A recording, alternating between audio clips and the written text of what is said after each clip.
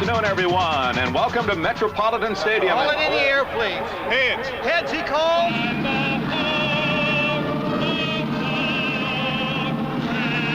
40 men together can't lose. Okay.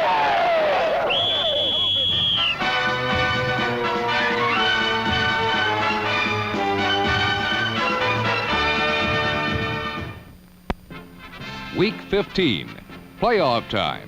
And were the world champion Oakland Raiders ready for a second Super Bowl championship?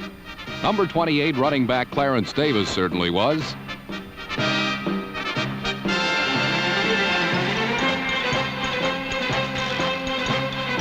This 30-yard touchdown by Davis was the only score of the first period last Saturday in Baltimore.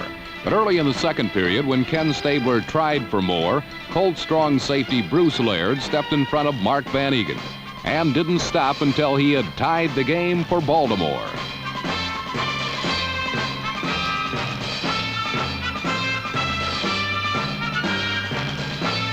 The Oakland defense stymied Burt Jones and the Baltimore offense for the entire first half, except for one drive which stalled at the Raider 19, where Tony Linhart kicked a field goal which gave the Colts their first lead, 10-7 at the half. The third quarter brought a whole new ball game as Ken Stabler came out firing on his first series of the half.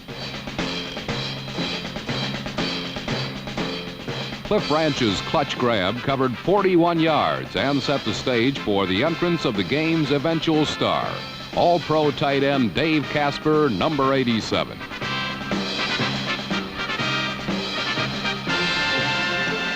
Dave Casper's touchdown gave Oakland the lead at 14-10, but this stood up only until Ray Guy kicked off on the following play.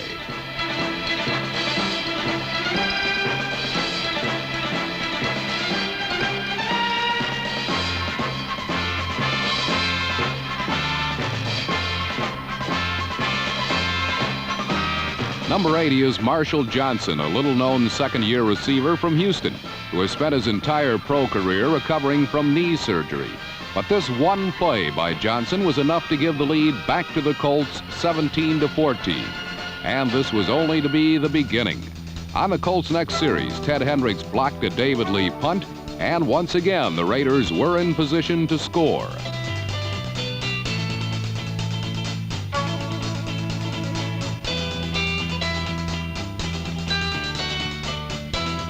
In the clutch, Ken Stabler again looked for Oakland's leading receiver, Dave Casper. And once again, the 230-pound tight end made it look easy as he put the Raiders back in front 21-17 at the end of 3 periods of play.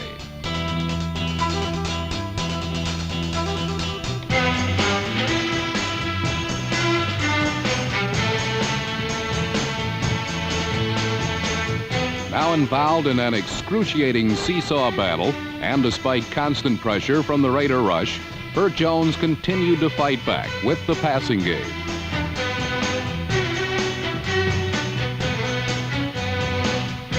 At the start of the fourth period, an 80-yard Colt drive culminated with a 4th-and-1 plunge for a touchdown by reserve fullback Ron Lee.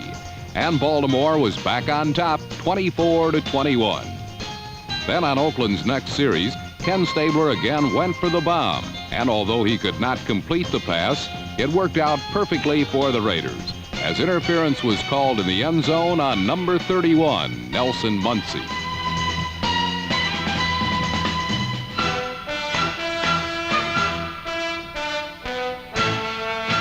This play set up the touchdown, which returned the lead to Oakland at 28-24. But then on Baltimore's next series, Burt Jones brought the Colts back again as he found his tight end Raymond Chester, number 87, for 30 big yards.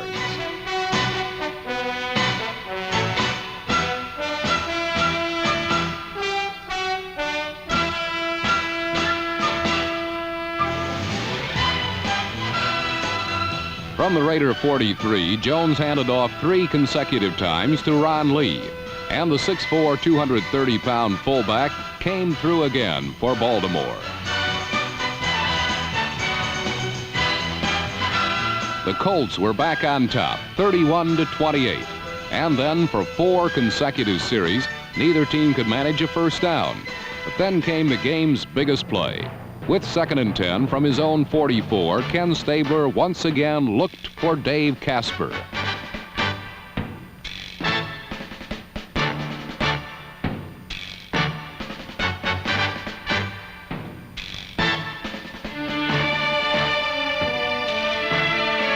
The Oakland Raiders were the AFC's best offensive team this season, and they scored more points than any other team in the NFL.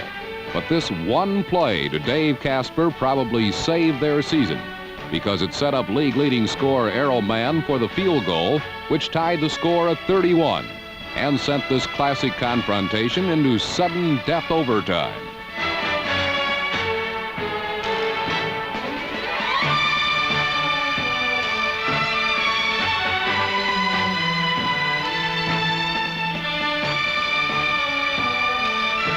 One of the NFL's most spectacular contests ended appropriately enough with a Ken Stabler touchdown pass to Dave Casper at the start of his 2nd overtime period. For the day, Dave Casper caught just 4 passes, but every one of those 4 was a play crucial to the game's outcome. And so in a game in which the lead had changed an amazing 10 times, the world champion Raiders kept their poise and had one more very big victory to be proud of.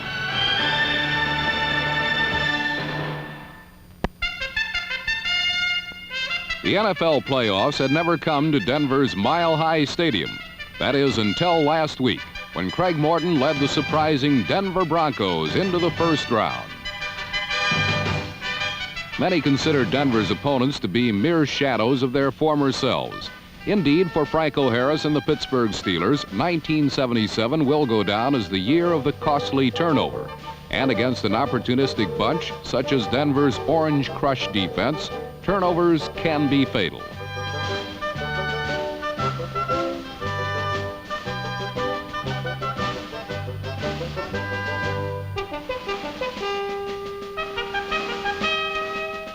When alert defenders such as Pro Bowl linebacker Tom Jackson provide such excellent field position, the offense's job becomes that much easier. Such was the case in the first 20 minutes against Pittsburgh. Number 24, Otis Armstrong, followed Jackson's fumble return with a 10-yard waltz to the end zone, while earlier rookie Rob Lytle had bolted 7 yards following a blocked punt.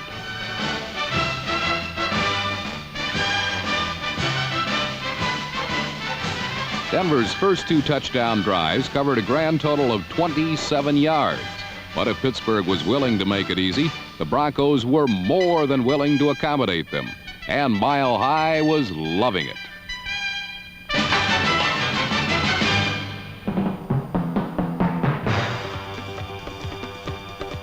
When the Pittsburgh Steelers are down, their one great equalizer is still the steel curtain.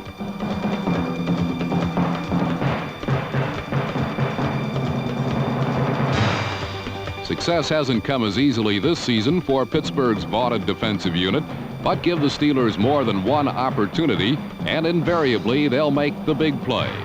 Then try to intimidate their opponents into submission.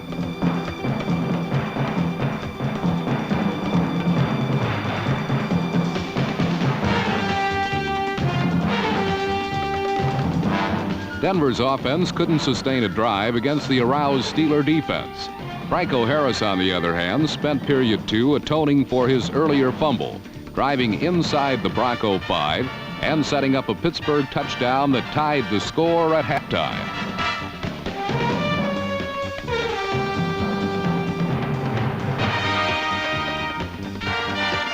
Period 3 saw Denver regain the lead for the 3rd time on a 30-yard beauty from Morton to Riley Odoms.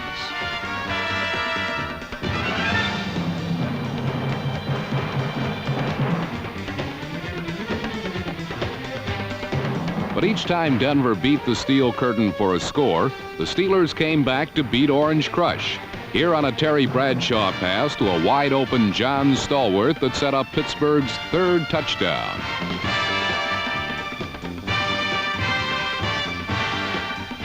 Orange Crush hadn't lost more than 1 lead in a game all season. Perhaps playoff pressure was taking its toll.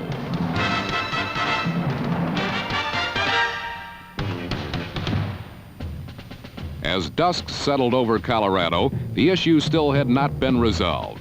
Would Pittsburgh go to the AFC Championship game for the 4th consecutive year, or would Denver's miracle season continue? The matter would be decided on 2 fourth-quarter plays.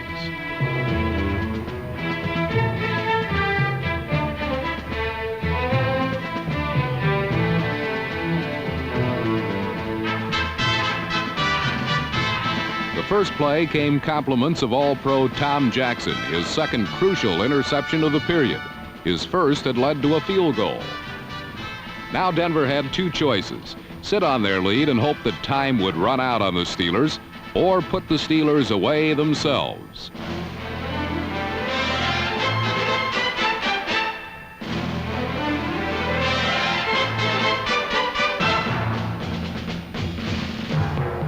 Their decision was sound, and the results were conclusive. Denver opted to do it themselves, and once again Craig Morton delivered, nailing speedy Jack Dalvin for the game's clinching score.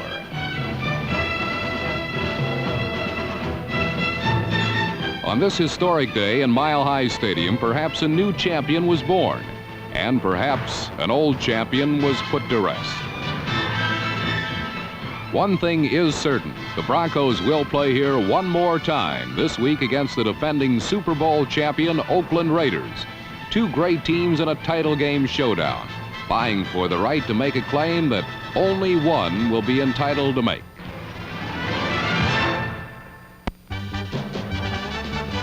When teams face the Dallas Cowboys' flex defense led by All-Pro defensive end Harvey Martin, number 79, they often try to spice their God-given talents with a little something extra. Unfortunately for Walter Payton and the reborn Bears, their first playoff appearance in 13 years foundered on the rocks of the Doomsday defense. The flex was devised by Tom Landry to nullify great runners like Payton by swarming to the point of attack in a white wave of defenders. It is an old boxing adage that when the body goes, the head is sure to follow. Without the threat of Payton, the Chicago offense became a headless horseman. The Dallas defense held the NFL's leading rusher to 60 yards on 19 carries. Thus, an unhealthy burden was placed on the Bears to stop pro football's #1 offense, which has more surprises in its playbook than the Encyclopedia Britannica has pages.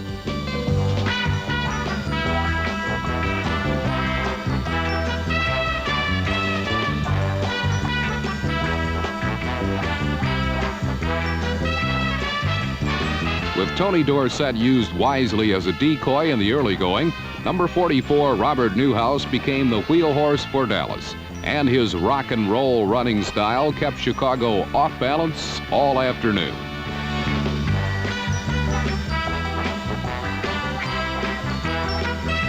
Quarterback Roger Staubach threw sparingly but effectively, and his deft pump fake freed tight end Billy Joe Dupree for a well-conceived 28-yard touchdown. The Cowboys pounded out a 17-0 lead at the half, and then in the final 30 minutes, they unleashed their Greyhound. Behind the block of center John Fitzgerald, number 62, on middle linebacker Tom Hicks, number 54, touchdown Tony Dorsett navigated through a maze of bodies to 6 points.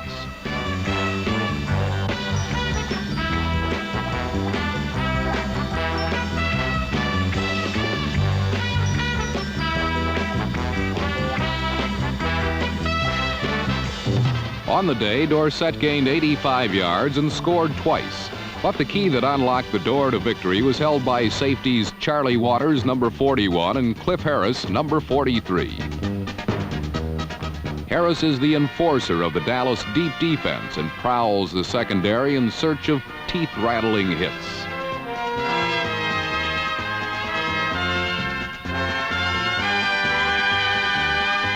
Waters used to be picked on when he played cornerback for Dallas.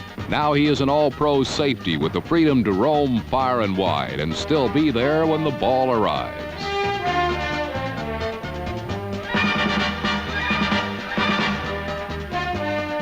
Waters picked off 3 of the Cowboys' 4 interceptions, and coupled with a rush that flustered, frightened, and flattened quarterback Bob Avellini, Dallas airmailed the Bears' passing game back to Chicago.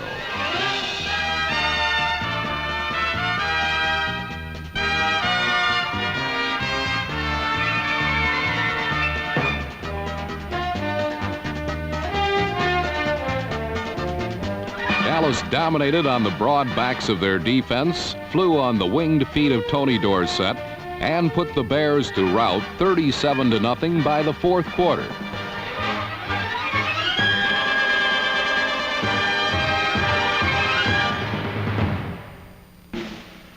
While most of the sellout crowd filed toward the exits, the more discriminating fans witnessed the hustle and grit which brought the Bears so far so fast this season. It all starts and ends with Walter Payton, who played the final period groggy from an earlier tackle, but proved that though his mind was unwilling, his heart was still able.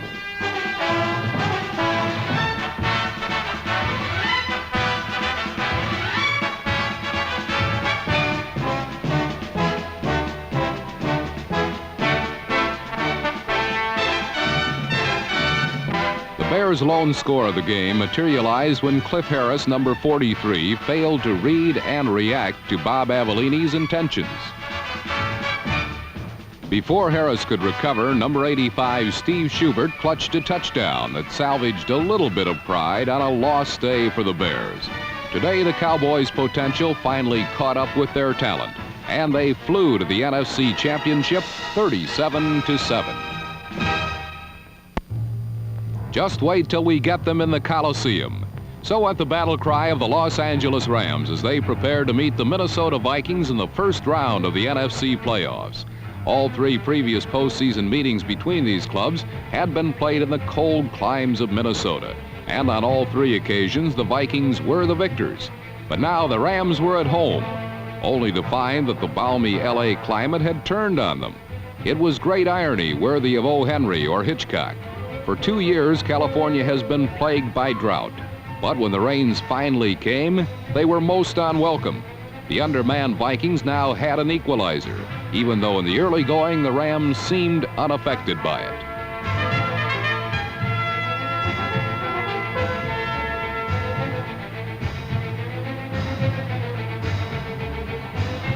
LA's first offensive series was crisp and smooth as the running of John Cappelletti and Lawrence McCutcheon, number 30, moved the team with surprising ease.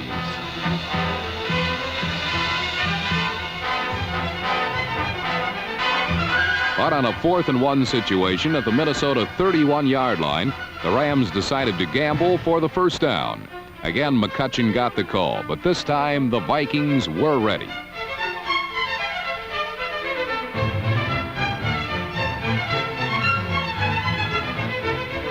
In retrospect, this was the game's turning point. After this play, the Rams were unable to seriously threaten until it was much too late. But for the Vikings, it sparked their finest offensive series of the game. One key play was a pass from quarterback Bob Lee to wide receiver Ahmad Rashad, number 28. Rashad's catch set up the only score of the first half, a 5-yard run from number 44, Chuck Foreman. Foreman finished the game with 101 yards rushing, making the clutch plays when he had to. Today especially, Foreman was the Minnesota attack. But the Rams found they too could move when tight end Terry Nelson, number 83, touched the ball.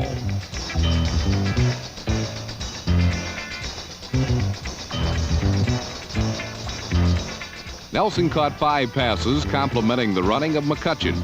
Despite close encounters of the muddy kind, McCutcheon still ran for over 100 yards. But when the Rams got near the end zone, Minnesota slammed the door. An interception by number 25, Nate Allen, ended the most serious Ram advance of the first 30 minutes.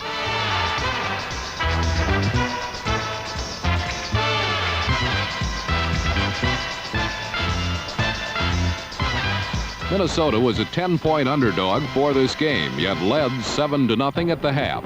Only 2 months earlier, these same Vikings had been humiliated here by the Rams in a 35-3 rout. Now it was their turn to exact revenge. And appropriately enough, it was Chuck Foreman who led the way.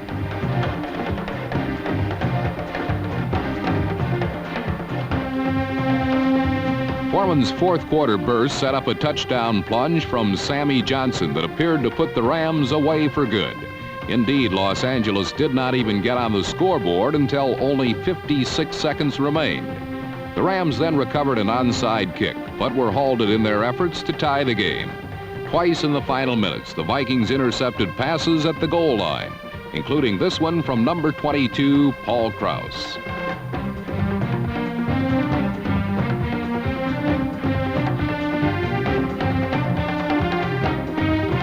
For the fourth straight time, the Vikings beat the Rams in the playoffs. They did it with good defense, no turnovers, and a little assist from Mother Nature. The song says it never rains in Southern California, but this time it rained all over the Rams parade.